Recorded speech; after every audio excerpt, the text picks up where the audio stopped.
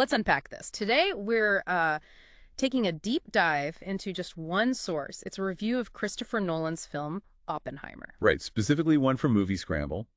The reviewer is Mary Munoz, and this came out, right when the film was released back in July 2023. Yeah, and our mission here is pretty straightforward. We want to really dig into this particular review. Pull out the key insights, yeah. Exactly. See what this reviewer, Mary Munoz, thought about the film itself and, what her perspective tells us about why this portrayal of, a huge historical figure and event really landed. What made it stand out, according to her lens? Precisely. It's about seeing the film through her specific take, what elements she found most powerful in telling Oppenheimer's story. Makes sense. Absolutely. So let's dive in. What was her overall feeling about the movie? Well, she kicks off saying, it's a biopic of J. Robert Oppenheimer, based on that book, American Prometheus.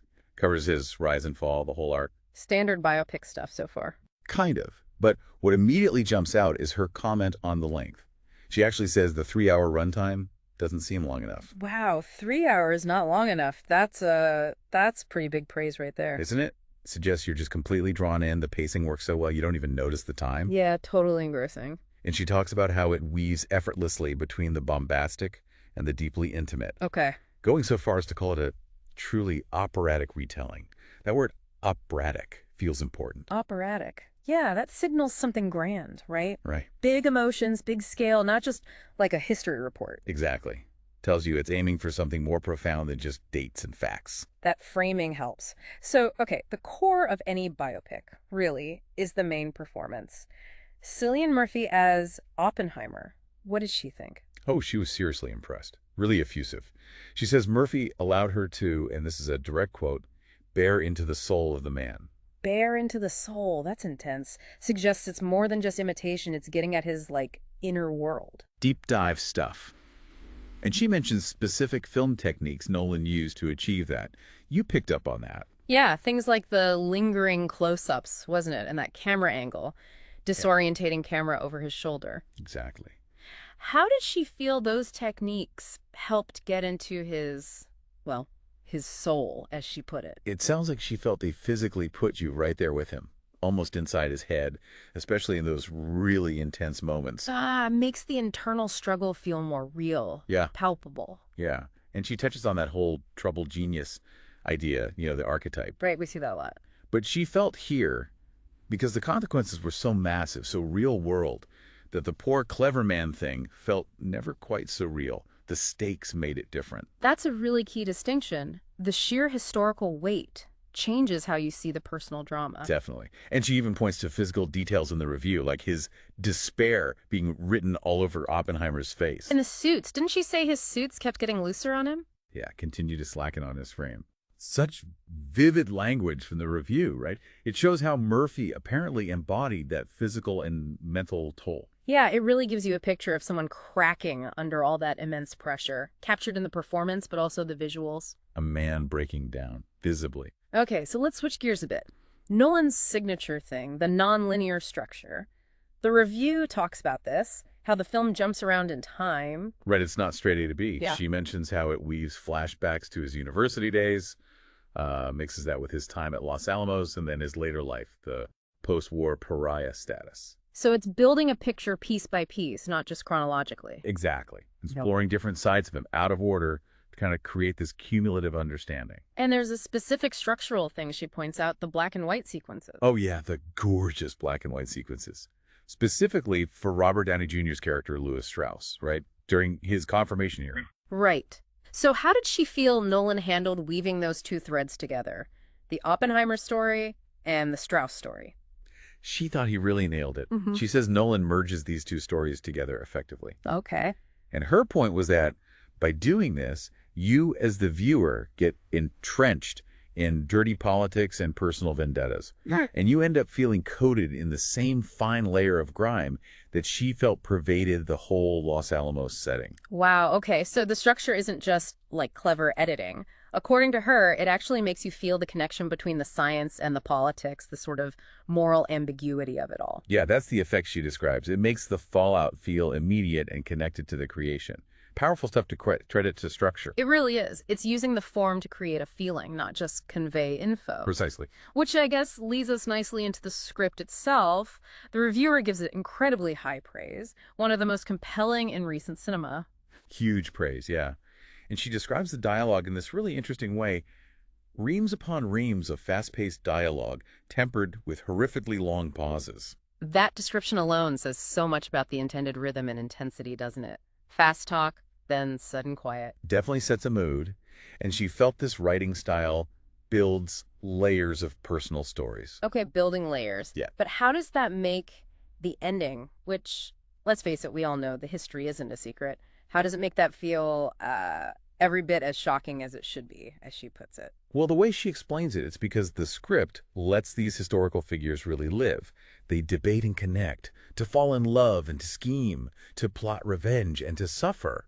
Oh. It shows, in her words, just about every facet of human life, but all playing out against this huge, terrifying backdrop of nuclear war. So by making the characters and the relationships so vivid and complex through that dialogue style she mentioned. Yeah, the rapid-fire dialogue and the speech-making. Right, through that, the script makes the huge historical stuff feel incredibly personal and, like, devastating all over again. Even though you know what's coming, you're drawn into their world, their fears. Exactly. It lifts it beyond just history. It becomes this intense human drama, at least from her perspective. Speaking of the human side, she felt the characters, even with all the heavy history, felt incredibly real here, tangible, empathetic.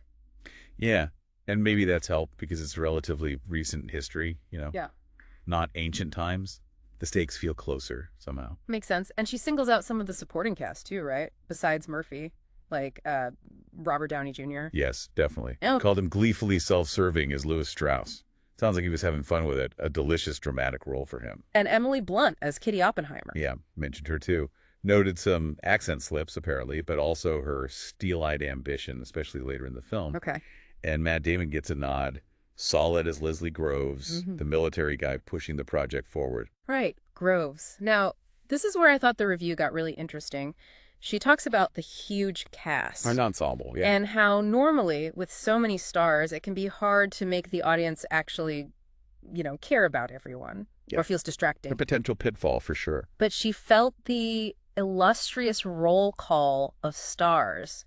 And she lists a few, like Alden Ehrenreich, Gustav Skarsgård, Kenneth Branagh, didn't actually get in the way.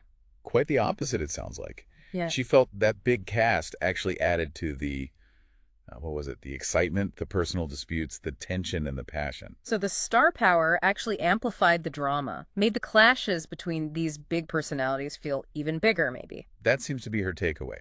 Instead of diluting the focus, it heightened the sense of conflict and high stakes. Yeah. Made it feel like a collision of major forces. That's kind of counterintuitive, but makes sense when you put it like that. It's not just a history lesson, it's these specific people clashing. Okay, let's talk senses. The sound. The score by Ludwig Göransson combined with the sound design.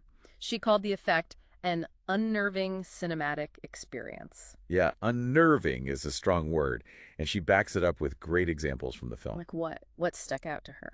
Things like explosions happen when you least expect them. Ah, jolting you out of complacency? Exactly. Or the flip side, intense silence as you await a big bang, playing with anticipation. Yeah, that use of silence can be incredibly powerful. Totally. And she mentioned the sound of the Geiger counter, that sticky, scratchy sound, adding to the tension. Right, like a constant reminder of the unseen danger. And also a specific moment, the sound when Oppenheimer greets employees being almost unbearable in its intensity. Unbearable. Wow. Suggests the sound is really working on a psychological level. Absolutely. Her whole point seems to be that the film knows how to play with loud and soft. It uses those dynamics deliberately. To manipulate your feelings, basically.